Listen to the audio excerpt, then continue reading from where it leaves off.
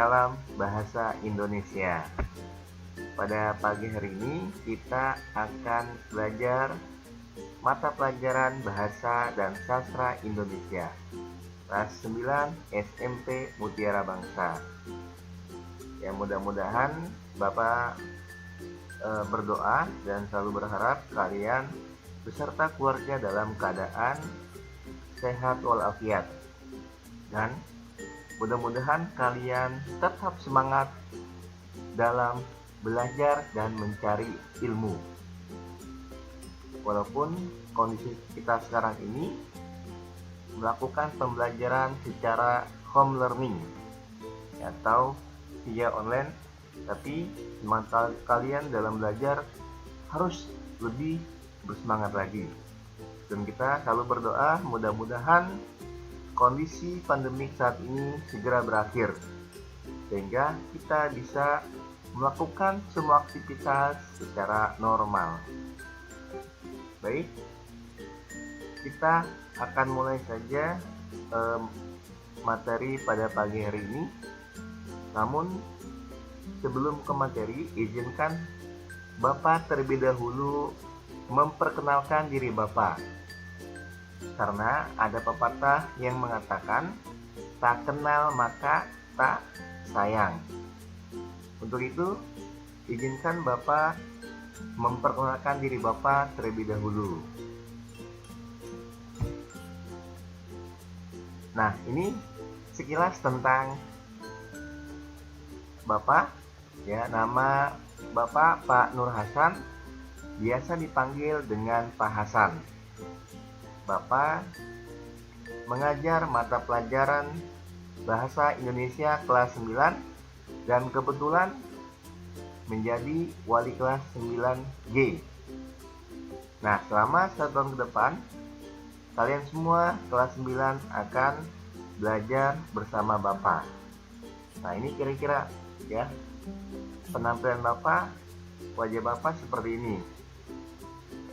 Ya, mudah-mudahan kita bisa tetap berkomunikasi secara baik. Nah, mungkin ada beberapa di antara kalian yang kenal Bapak atau yang belum kenal Bapak, ini bisa melihat sekilas dari muka Bapak seperti ini. Ya, walaupun kurang jelas gambarnya, tetapi orangnya sudah jelas.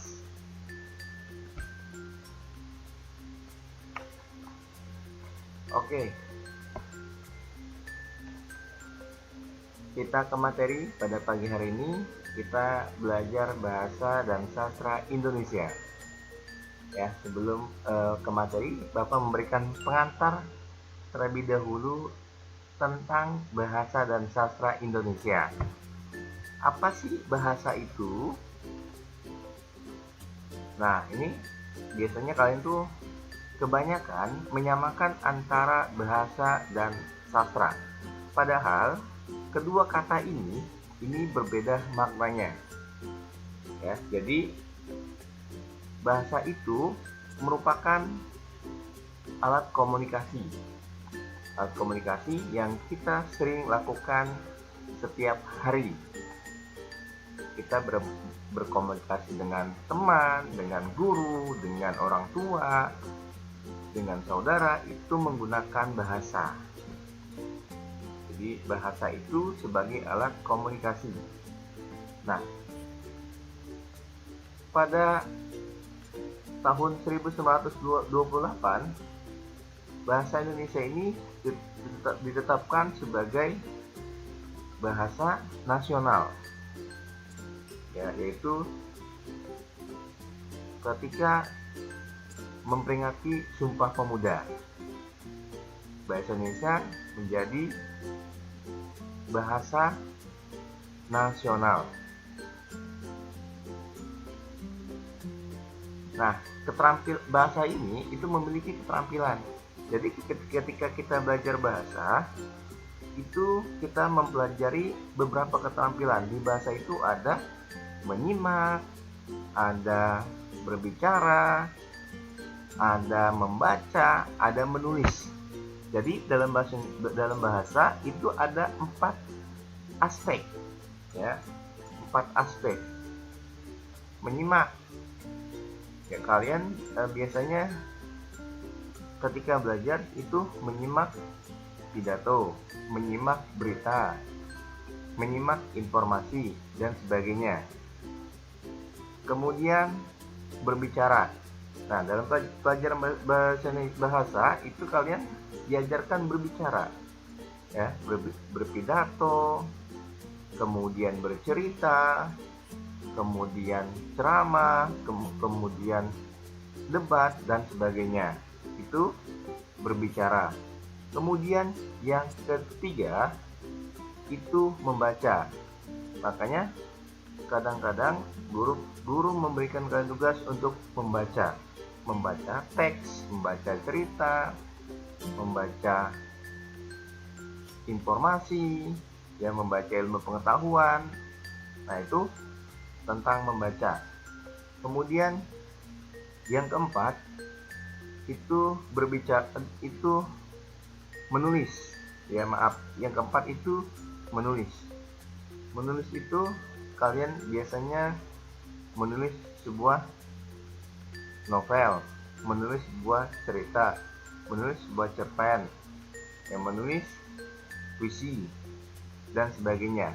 Nah, itu yang berhubungan dengan bahasa. Beda dengan halnya dengan sastra. Sastra itu apa sih, Pak? Sastra itu ini merupakan sebuah karya yang mempunyai nilai estetika atau keindahan. Itu namanya sastra. Nah, dalam sastra kalian biasanya melihat sebuah cerpen, novel, kemudian puisi, drama. Nah, itu disebut sebagai sebuah sastra. Ya, sastra itu tulisan-tulisan yang indah, itu sastra. Ya, yang mengutamakan nilai keindahan, itu sastra. Jadi sastra itu tadi Bapak sebutkan ada novel, cerpen, ada drama, ada cerbung, ya, atau cerita bersambung, dongeng, dan sebagainya. Nah, ini materi kira-kira yang nanti akan kita bahas tentang bahasa dan sastra Indonesia. Nah, materi pada pagi hari ini tentang mengidentifikasi ciri umum teks laporan percobaan. Pak, apa sih kata mengidentifikasi itu artinya?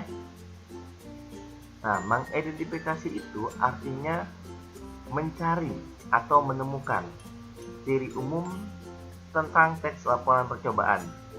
Nanti kalian akan belajar tentang ciri dari teks laporan percobaan. Namun sebelum itu ada penjelasan mengenai teks laporan terlebih dahulu yang Bapak akan sampaikan. Kita lanjut ke materi. Nah, ini definisi teks laporan percobaan. Definisi merupakan pengertian. Jadi ini tentang pengertian teks laporan percobaan. Laporan adalah teks yang menyajikan informasi tentang sesuatu sebagaimana adanya. Nah, jadi laporan itu menyajikan sebuah informasi tentang sesuatu sebagaimana adanya. Ini yang nanti akan kita bahas terlebih dahulu mengenai laporan. Kalau teks laporan percobaan itu adalah teks yang isinya paparan mengenai tujuan, proses, dan hasil percobaan. Jadi teks laporan percobaan ini itu menjelaskan tentang tujuan, proses, dan hasil percobaan. Ya, nanti di strukturnya itu ada. Nah, biar lebih jelasnya kita lanjut ke materi selanjutnya. Oke. Nah, ini kira-kira gambar apa ini?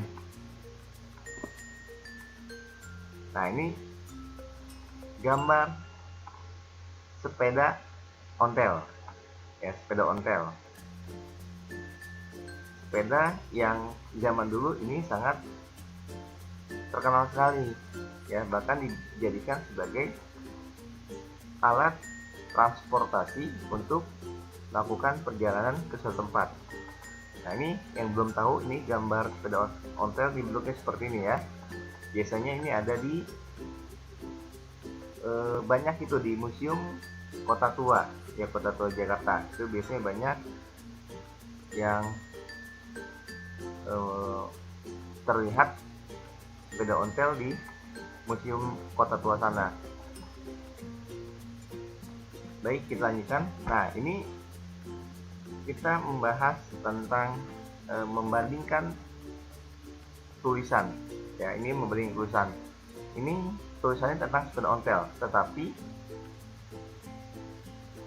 isinya ini berbeda. Ya, jadi diperhatikan dengan baik ya.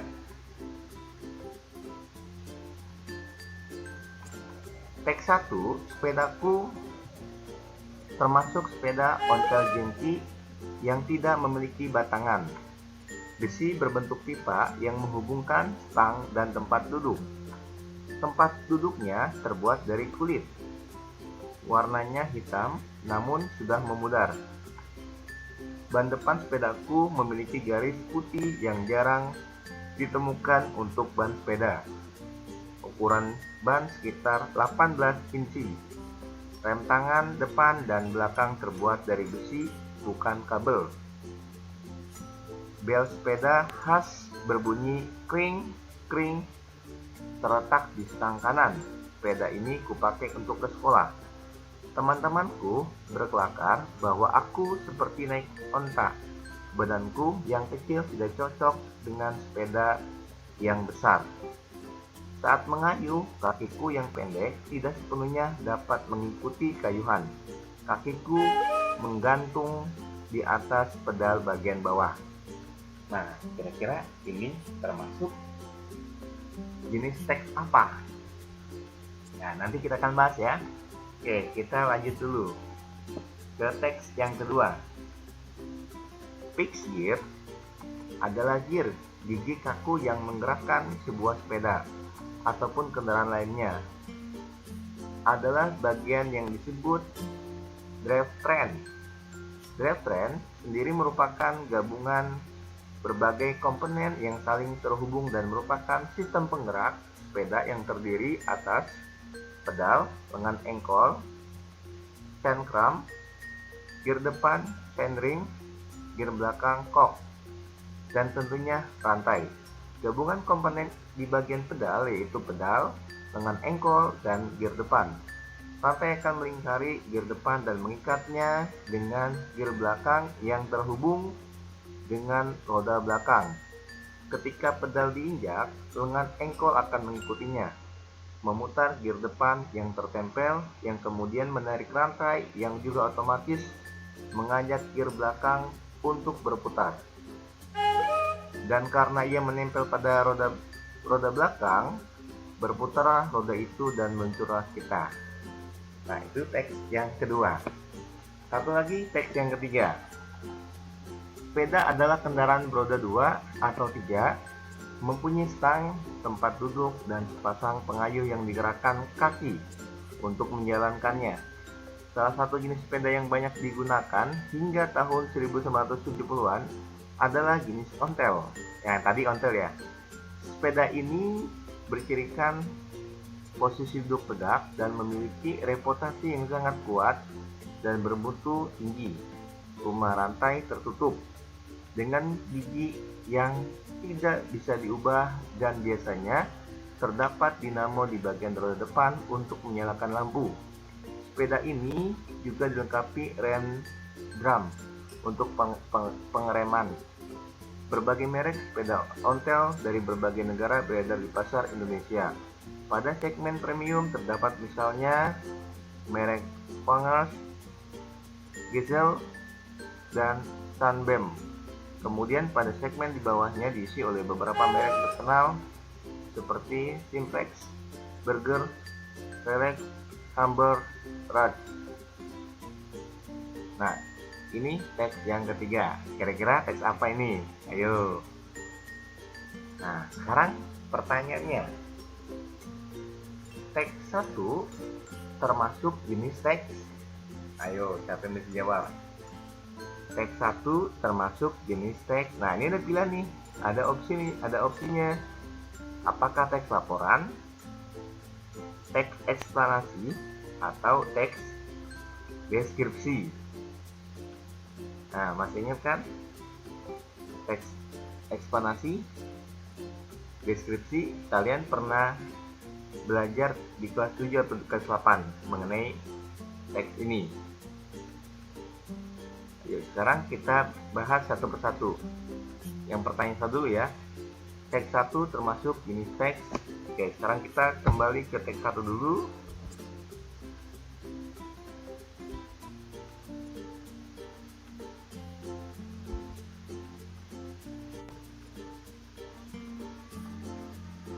Nah, kira-kira teks 1 ini termasuk jenis teks apa?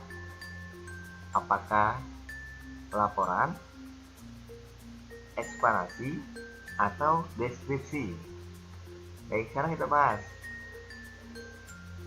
Nomor 1 atau teks 1 ini termasuk ke dalam teks teks deskripsi ya. Kenapa Pak ini bisa disebut sebagai teks deskripsi? Ingat ya, di kelas 7 atau 8 kalian pernah belajar yang namanya teks deskripsi. Teks deskripsi itu teks yang menggambarkan sebuah objek seakan-akan kita merasakan atau melihat objek tersebut. Ya, teks deskripsi itu sama dengan teks yang menggambarkan tentang suatu objek. Nah, teks 1 ini menggambarkan sebuah objek. Dan biasanya teks deskripsi itu ini menggunakan gambaran secara khusus.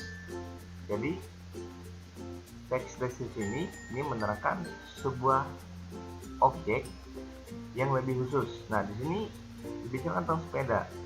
Ya, sepedaku. Jadi bicarakan tentang sepedanya saja, tidak kepada hal-hal lainnya.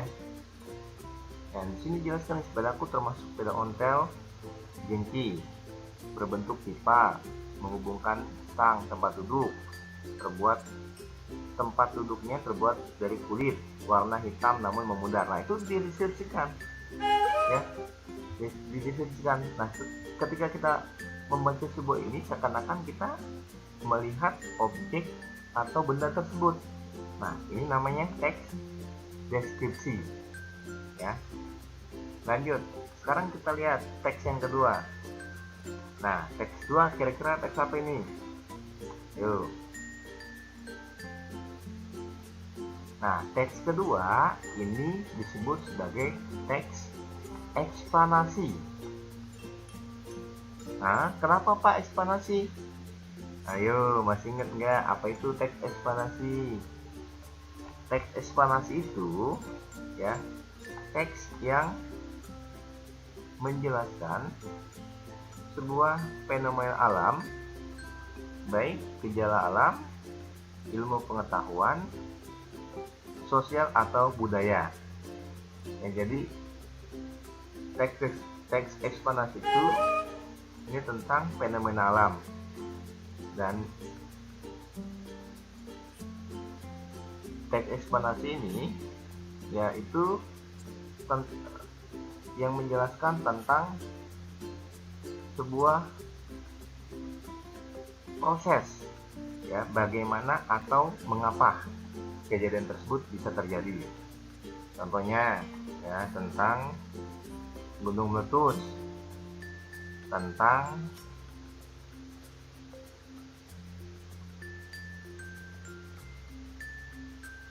kebakaran hutan, tentang tsunami, atau juga berhubungan dengan ilmu pengetahuan. Nah, ini termasuk contohnya, ya. Termasuk contohnya, ini berhubungan dengan ilmu pengetahuan. Nah, di sini dijelaskan. Ya, tadi Iban bilang ekspansi itu menjelaskan bagaimana atau mengapa fenomena tersebut terjadi. Nah, di sini dijelaskan nih, ya. Di sini dijelaskan ya, mengapa roda bisa berputar dan meluncurlah sepeda tersebut. Dijelaskan sini, ya, karena rantai akan melingkari gear depan dan mengikatnya dengan gear belakang yang terhubung dengan roda belakang.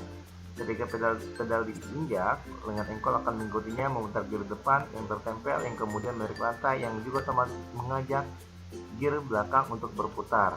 Nah, di sini yang dijelaskan tentang mengapa fenomena itu terjadi, mengapa roda itu berputar. Itu dijelaskan di sini. Ya, jadi kira-kira itu tentang teks ekspansi. Nah, sekarang yang terakhir, yang ketiga. Nah, kira-kira ini termasuk jenis teks apa? Ayo.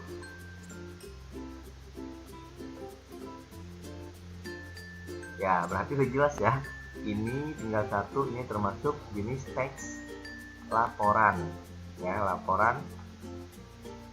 Nah, laporan itu masih ingat tadi? Nah, laporan itu biasanya berupa sebuah informasi tentang sesuatu hal. Biasanya laporan itu ini menjelaskan tentang sesuatu secara umum, ya. Jadi masih umum ini, juga menggambarkan tentang suatu hal. Dan ini terlihat di sini. Ini misalkan dalam sepeda, pengertian sepeda. Kemudian sepeda adalah kendaraan, ya. Kemudian salah satu jenis sepeda yang digunakan, ini berarti jenisnya. Kemudian posisi duduk tegak. Kemudian di sini ada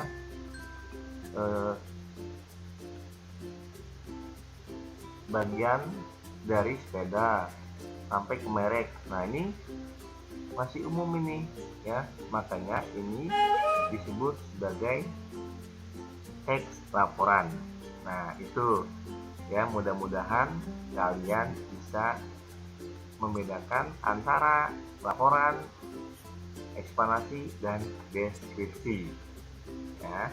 Jadi kira-kira itu perbedaan antara ketiga jenis teks. Demikianlah penjelasan dari Bapak mengenai teks laporan percobaan.